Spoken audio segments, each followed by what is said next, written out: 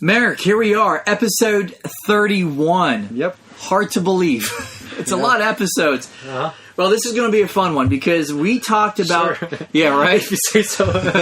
We talked about forgiveness. Yeah. And last episode, it just kind of naturally gravitates to when people offend us. Yeah. They should apologize to us. But we're the innocent people here because we do no wrong. Exactly. And then we talked about maybe this episode, what does it look like if we've wronged someone? This is hypothetical, of course, because you and I are both angels, of course, right? So, hypothetically, what happens if we screwed up and we did something wrong? And how do we deal with that? What does forgiveness look like in that scenario? What are your thoughts on that? Yeah, so I mean, I can talk about two examples. I guess I can talk about the current with my wife or my mom. Which one would you like to tackle first? Your mom's pretty powerful, that story there. Okay, perfect. So, with my mom, it's just to kind of give you a little background. We grew up in a very abusive household with my grandfather. So the main problem with that environment, if you will, was that we never really dealt about with the abuse, So like the best way I can explain is like my mom's giving nature was her way at getting past something we both never quite healed from. So like we both had this traumatic experience, but we never really talked about it.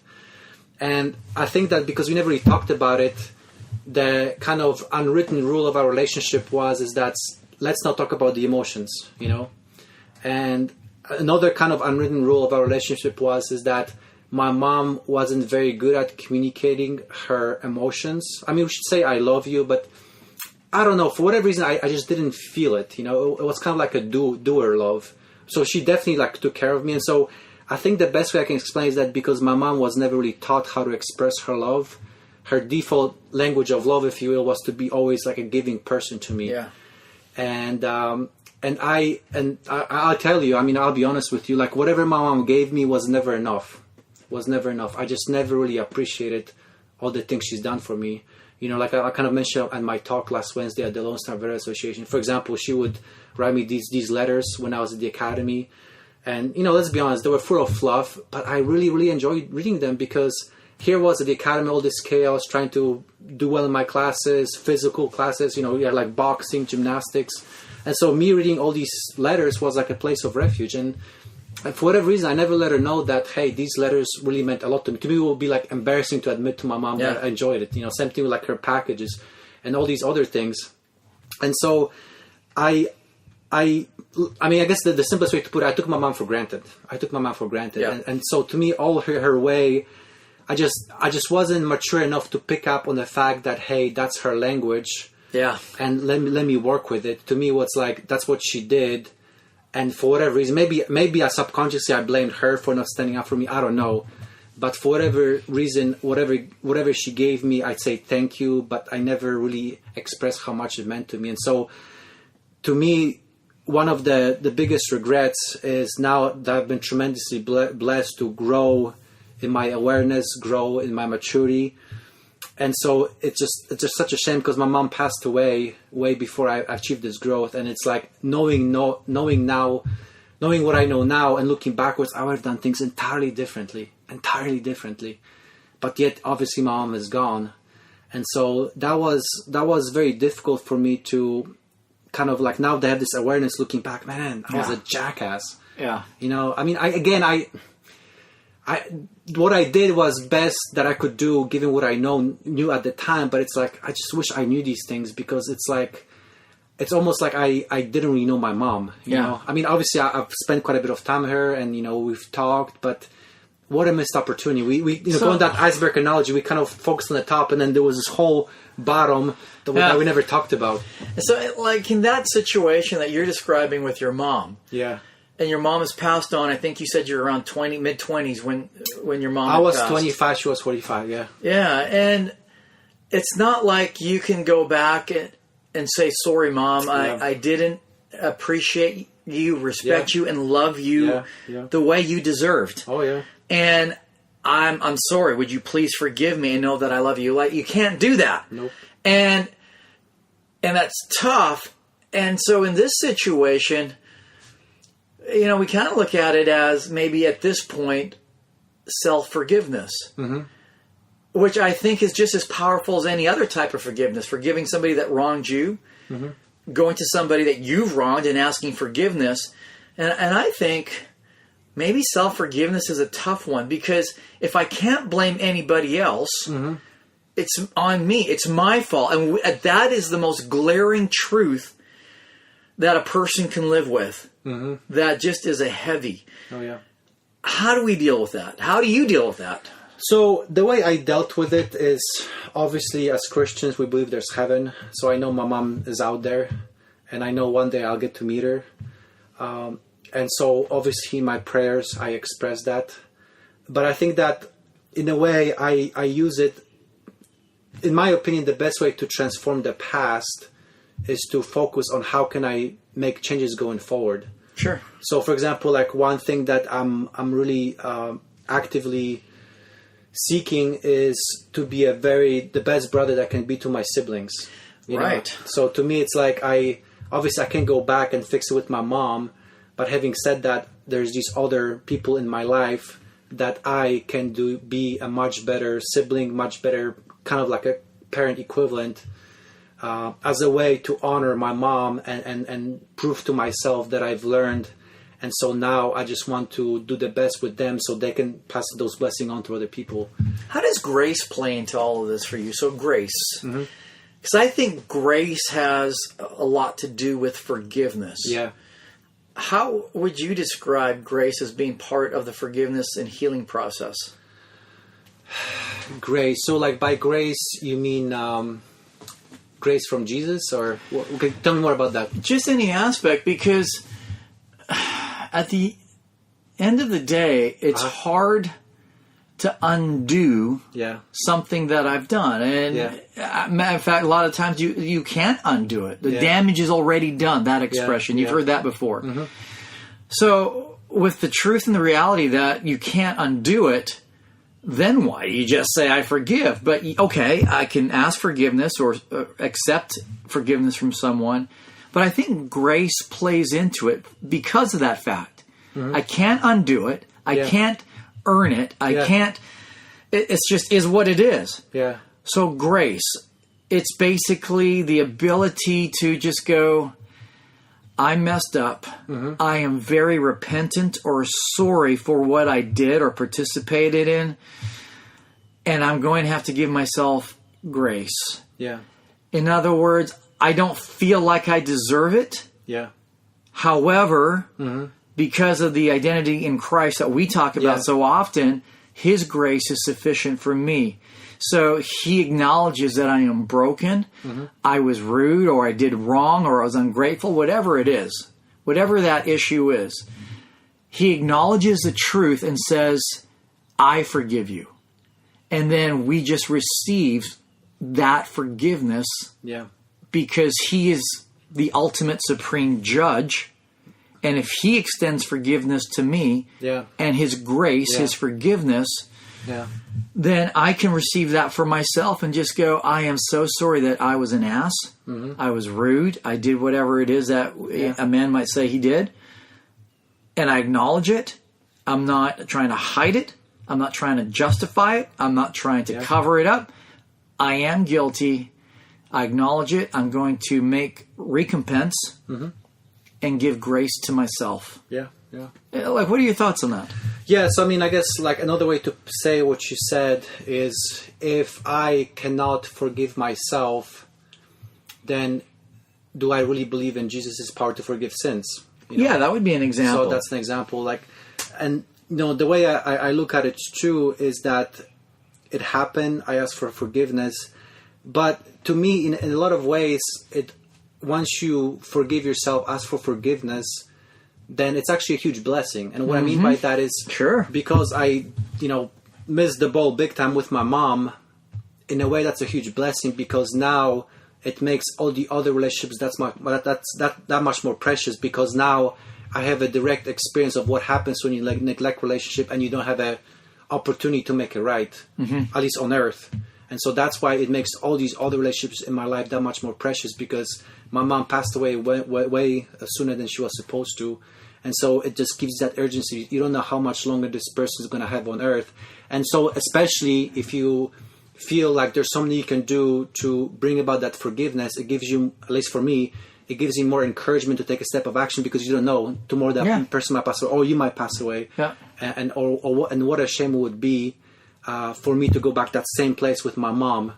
And so that's what kind of really pushes me out of my comfort zone to help forgive, because I don't want to go back to that same place, because I've been there and it sucks. And life is so much more wonderful, so much more fulfilling, so much more connected, and so much more, I don't know, like Jesus filled when you leverage that power of forgiveness and you become a peacemaker. You know, for example, like the blessed be the peacemaker. If Matthew chapter 5. Exactly. But let's be honest, the catch is you got to take that first step, you know? And I think that's incumbent upon us. Yeah. I think just being aware and honest with ourselves, and we always, again, regularly talk about vulnerability, truth, and love, right? So, but to examine myself and just go, man, I have fallen short. It helps me to put things in perspective when people sin against me. But then, like what we're talking about in this episode, of going, I'm not perfect. Yeah. And so I don't have to pretend I am. And so I can go to this person and just go, I'm sorry. Yeah, I screwed up. Would you please forgive me? I had to do that with my daughter. And I know you always try to coach me, encourage me with my eldest daughter, because it was such a tumultuous relationship with a lot of the changes of divorce and everything like that. And just the other day, I had to do that. I wasn't really I wasn't mindful of her situation. And so I just had to go back to her and say, would you forgive me? I'm sorry. Mm-hmm. And how did that conversation go? It was great. Well, let me step back. Like before having that conversation, was it difficult for you to have it? What was the process that you went through to get you to that? Well, I didn't realize that I had ticked her off. Oh, okay. And then finally she laid it on me, right? And I was, I don't need to apologize for that. I didn't intentionally do what that was you're your thinking. First reaction, right? Yeah, and then we took time to talk it through. And I think that's why communication, we've talked about that. It's so important, communication. And she explained to me why her feelings were hurt or why she was upset with me. Yeah.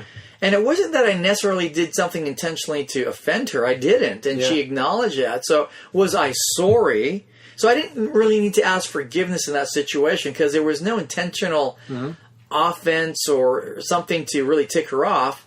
It was just I didn't think of something of where she was at, and as a result of that, I made her late to an appointment. Yeah, and I was sorry for that, because I didn't think about that. And as she took time to explain and grit it through, we got to that, and it was a beautiful result. Yeah. But it takes a lot of patience on both persons' parts, and humility to try to think of the right words to express what you're feeling, back and forth to really pin it down and get to the truth of the matter. Yeah. And then I think most of us guys and people, I would hope, we get to a point in life where we go, you know what?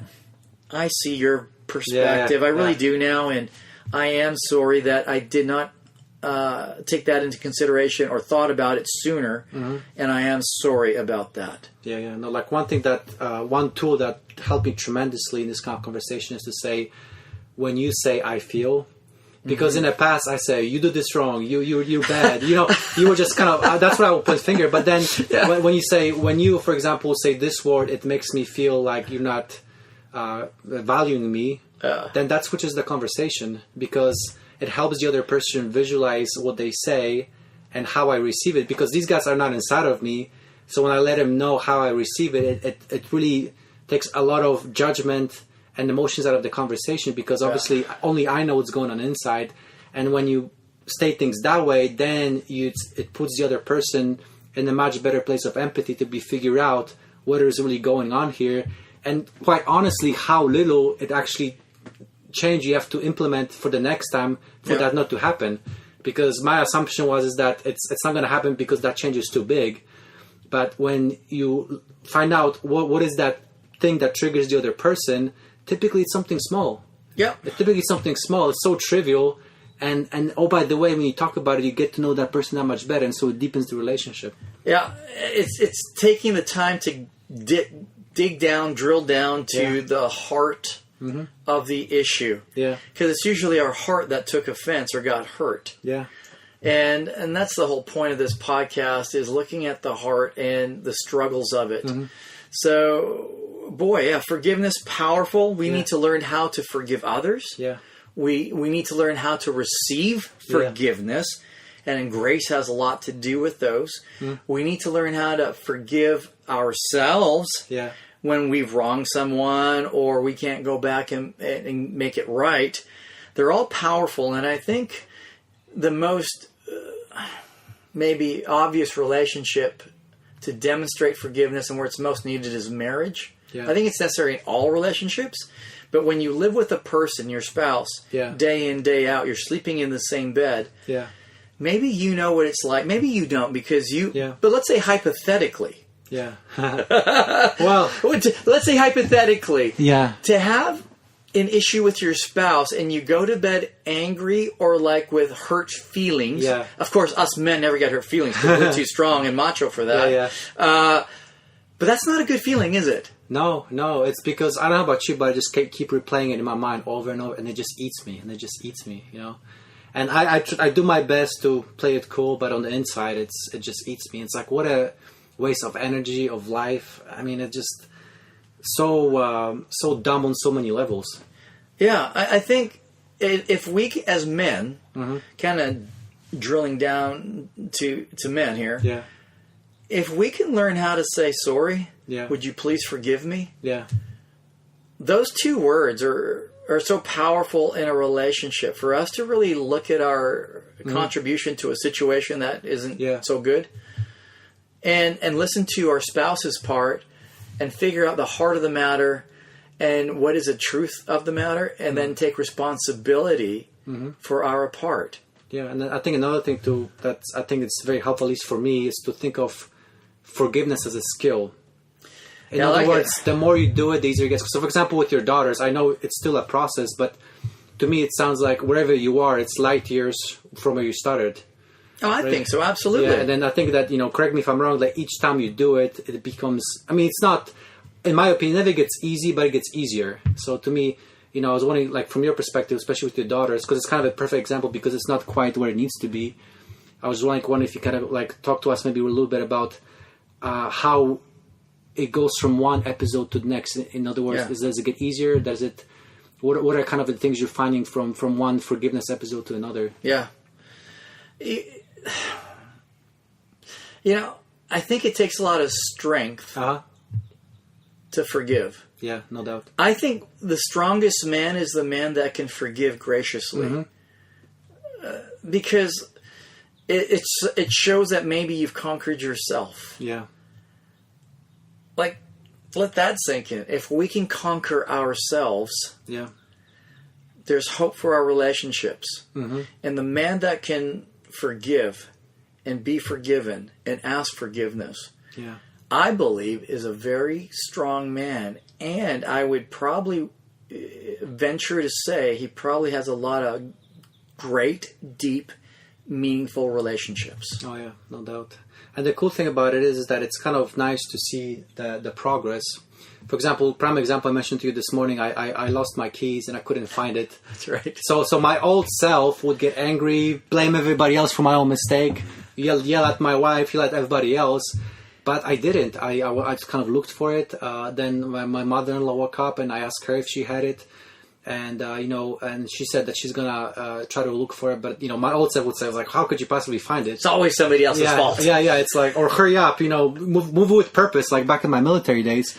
But I just kind of like took it one step at a time. And guess what? She actually found the key for me. And to me, that was an example of forgiveness, because in the past, something like that would really piss me off, because my fearful self would say, "Hey, I'm losing control. Today I was supposed to lead a prayer group and I'm late. How embarrassing it is." And instead of owning that, I would just put that anger on somebody else. Yeah. But here, obviously, I'm not proud of the fact that I couldn't find my key. I'm not proud of the fact that I was late.